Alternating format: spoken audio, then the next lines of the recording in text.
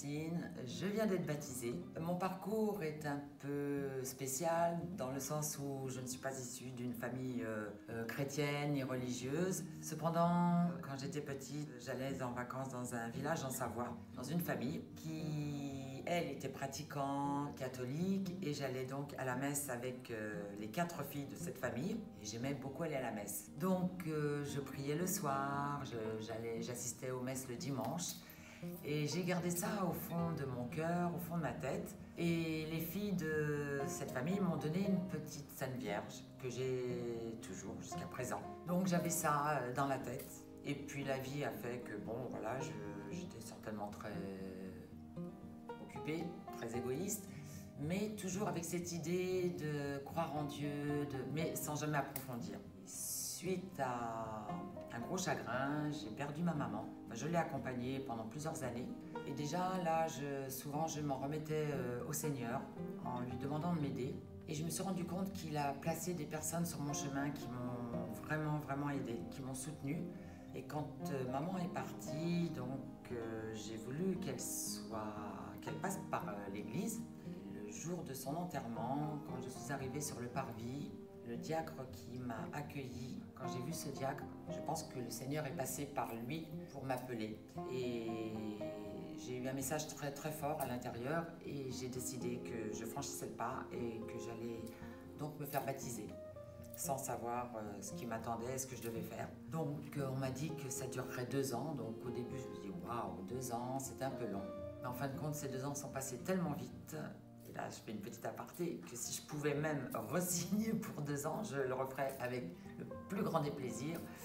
Parce que ce que j'ai trouvé dans ces 2 ans a été formidable. J'ai trouvé des gens merveilleux, des gens fantastiques qui m'ont accompagné, qui m'ont aidé, qui m'ont soutenu et qui me soutiennent toujours et qui m'accompagnent toujours parce que on ne nous laisse pas tomber.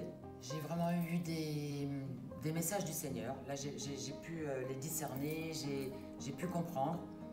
Et pendant ces 2 ans, ça a été vraiment une révélation pour moi.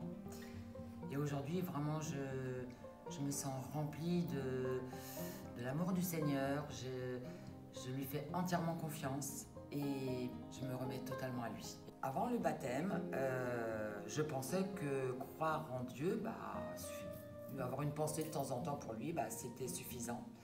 Et je me suis aperçue que pas du tout, et que c'est bien plus fort. Et aujourd'hui, je crois vraiment en Dieu, mais d'une autre façon. Je pense à lui chaque jour, plusieurs fois dans la journée, même je peux dire que bien souvent je pense. Il est toujours en arrière-plan dans ma tête, et je ne suis jamais seule. Et pour en revenir au baptême, le lendemain de mon baptême, j'étais tellement heureuse, tellement joyeuse. Je me suis interrogée pour savoir pourquoi j'étais aussi heureuse, aussi joyeuse. Et je me suis même dit, j'ai l'impression que je viens de me marier. Et en fin de compte, on peut dire que le baptême, c'est un petit peu un mariage avec le Seigneur. Donc je suis heureuse et surtout, j'ai trouvé une famille et je ne suis plus seule parce que je sais que le Seigneur est toujours avec moi. Et alors maintenant que le baptême est passé, je veux absolument continuer parce que je dois encore apprendre des choses, parce que je ne connais pas tout, je ne connais pas toute la Bible. Mais maintenant, je voudrais rendre au Seigneur tous les bienfaits qu'il m'a donnés, toutes les grâces qu'il m'a données. Et je voudrais me rendre utile à la communauté et aux gens qui m'entourent pour essayer de faire du bien. Parce que je pense que dans le monde dans lequel nous vivons, nous avons vraiment besoin de gens bienveillants et de gens qui font attention à l'autre. Donc pour moi, c'est très important.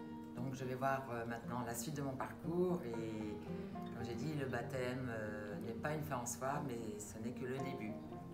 Et je suis très heureuse de ça.